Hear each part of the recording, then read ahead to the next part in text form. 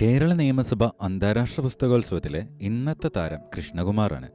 ആളുകൾ ഓടിയെത്തി സെൽഫി എടുക്കുകയും ചേർത്ത് പിടിക്കുകയും ചെയ്യുന്ന കൃഷ്ണകുമാർ ജീവിതമെന്ന സൗന്ദര്യത്തെപ്പറ്റി സംസാരിക്കാൻ വേണ്ടിയാണ് ഇവിടെ എത്തിയത്. ഏറെ സുന്ദരമായ കൃഷ്ണകുമാറിന്റെ ജീവിതം ഇങ്ങനെയാണ്. ഞാനൊരു സ്പൈനൽ മസ്കുലർ അട്രോഫി ടൈപ്പ് 2 ബാധിച്ച ആളാണ്. ജനിച്ച കാലം തൊട്ട് തന്നെ ഞാൻ വീഴ്ചയിലായിരുന്നു. അപ്പോൾ എനിക്ക് ഡോക്ടർമാരുടെ മെഡിക്കൽ സർട്ടിഫിക്കറ്റ് പ്രകാരം 100% ഡിസബിലിറ്റി. എൻ്റെ കണ്ണുകളും നവുകളും മാത്രമാണ് ചലിപ്പിക്കാൻ കഴിയുന്നത്. ഞാൻ മൈൻഡ് എന്ന് പറയുന്ന muscular dystrophy, spinal muscular atrophy രോഗം ബാധിച്ച ആളുകളുടെ സംഘടനയുടെ വൈസ് ചെയർമാനാണ്. മൈൻഡ് എന്നാണ് ഓർഗനൈസേഷൻ്റെ പേര്. ഏകദേശം 800 പരം ഇതേ രോഗാവസ്ഥയിലുള്ളവരെന്ന് ഈ സംഘടനയുടെ ഭാഗമായിട്ട് ജീവിതത്തിൻ്റെ പുതിയ തലങ്ങളെ തേടുന്നുണ്ട്. കളിപ്പാട്ടത്തിന്റെ സ്ഥാനത്ത് കൃഷ്ണകുമാറിന്റെ കൈകളിലേക്ക് അച്ഛൻ ഏൽപ്പിച്ചത് പുസ്തകങ്ങളാണ്. തന്റെ ചിന്തകൾക്ക് വായനയാണ് കരുത്ത് പകരുന്നത് എന്നാണ് കൃഷ്ണകുമാർ പറയുന്നത്. ഞാൻ സ്കൂളിൽ പോയി പഠിച്ച ഒരാളാണ്. ഞാനൊരു പ്രാഥമിക വിദ്യാഭ്യാസം ലഭിച്ച ഒരാളാണ്. എൻ്റെ കുട്ടിക്കാലം തൊട്ട് ഇപ്പോൾ എനിക്ക് കളിപ്പാട്ടങ്ങളോടൊപ്പം തന്നെ അച്ഛൻ തന്നെ പുസ്തകങ്ങളായിരുന്നു. അപ്പോൾ ഞാൻ ഒരു 13 വയസ്സൊക്കെ ഉള്ള സമയത്താണ് ഖസാക്കിൻ ഇതിഹാസമൊക്കെ ആദ്യം വായിക്കുന്നത്.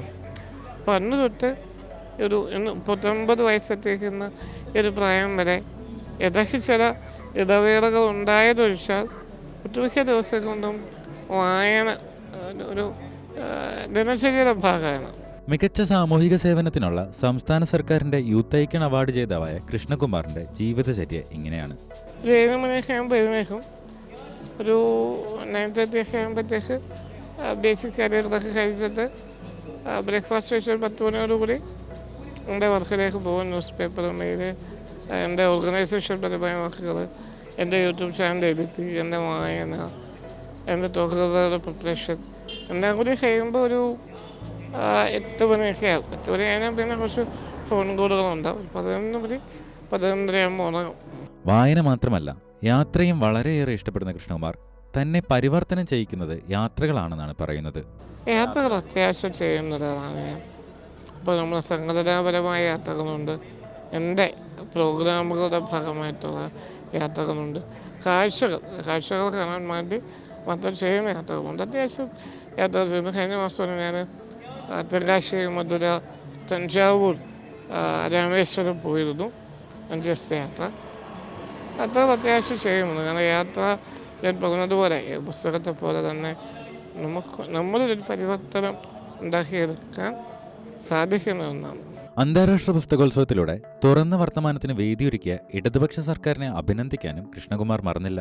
ശരിക്കും ഇടതുപക്ഷ ഗവൺമെൻറ്റിന് ഞാൻ ഏറ്റവും അധികം കയറി കൊടുക്കുന്നത് ഇങ്ങനെ ഒരു റിസർച്ച് ഫെസ്റ്റിവൽ അവർ ഓർഗനൈസ് ചെയ്യുന്നു എന്നുള്ളതാണ്. കാരണം ചിന്തകൾ വരാതെ ഇങ്ങനെ എഴുത്തുമൂടുന്ന സമയത്ത് ഇത്തരം തുറന്ന വർത്തമാനങ്ങളിലൂടെ ഒരു വെളിച്ചത്തെ കൊണ്ടുവരാൻ കഴിയുന്നുണ്ട്. അതുപോലെ തന്നെയാണ് ഇന്ന് ഇവിടെ ഞാൻ സംസാരിച്ചു. അതൊരു വലിയ മാറ്റമാണ്. കാരണം എൻ്റെ കമ്മ്യൂണിറ്റിയിലുള്ള മനുഷ്യന്മാർ പൊതുവെ ഇത്തരം കർഷക പ്രോഗ്രാമുകൾക്ക് ഇൻവൈറ്റ് ചെയ്യപ്പെടുന്നത് അവരുടെ മേഖലയുമായി ബന്ധപ്പെട്ട ചർച്ചകൾക്കാണ്. പക്ഷെ ഇന്ന് ഇവിടെ സുനിൽ മാഷ് ചെയ്തതുപോലെ, KC നാരായണൻ സാർ ചെയ്തതുപോലെ, SIR ചെയ്തതുപോലെ ഒരു ടോക്കിന് വേണ്ടി എനിക്ക് അവരൊരു ടൈം തന്നു, എന്നെ ഇൻവൈറ്റ് ചെയ്തു എന്നൊക്കെ പറയുന്നത് മാറ്റമാണ്. അത് ശരിക്കും ഒരു എന്താ പറയുക, ആധുനിക സമൂഹത്തിൻ്റെ ലക്ഷണങ്ങളാണ് അതൊക്കെ. എന്നെ ഈ ഒരു സെഷനിലേക്ക് സജസ്റ്റ് ചെയ്തത് ജയൻ സാറാണ്, ജയൻ മഠത്തിൽ. അദ്ദേഹത്തിനോടൊരു നന്ദി എനിക്ക് പറയാനുണ്ട്. ഹെലൻ കെല്ലർ മുതൽ ഹോക്കിൻസ് വരെ നീളുന്ന ഉയർപ്പിന്റെ കഥകളിലൊന്നാണ് കൃഷ്ണകുമാറിന്റെ ജീവിതവും. തന്റെ ജീവിതത്തെ മുന്നോട്ട് നയിക്കുന്ന ഘടകത്തെ നിസാരമായി കൃഷ്ണകുമാർ പറയുന്നത് ഇങ്ങനെയാണ്. എനിക്ക് എന്നെ ഭയങ്കര ഇഷ്ടമാണ്.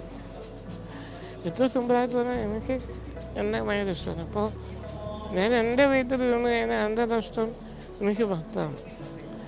ഒരു ബോധ്യം തന്നെയാണ് എൻ്റെ എന്നോടൊരു ഇഷ്ടം ഒക്കെ തന്നെയാണ് എന്നെ മുമ്പോട്ട് കൊണ്ടുപോകുന്നത്. പിന്നെ അത് ഭംഗിയുള്ളൊരു എക്കോ സിസ്റ്റം എനിക്ക് ചുറ്റുമുണ്ട്. അത് എൻ്റെ ഏറ്റവും വലിയ ഗിഫ്റ്റാണ്. എനിക്ക് ഈശ്വരൻ തന്ന ഏറ്റവും വലിയ അനുഗ്രഹമാണത്. അതൊക്കെ തന്നെയാണ് എന്നെ ചലിപ്പിക്കാൻ പ്രേരിപ്പിക്കുന്ന ഘടകങ്ങൾ.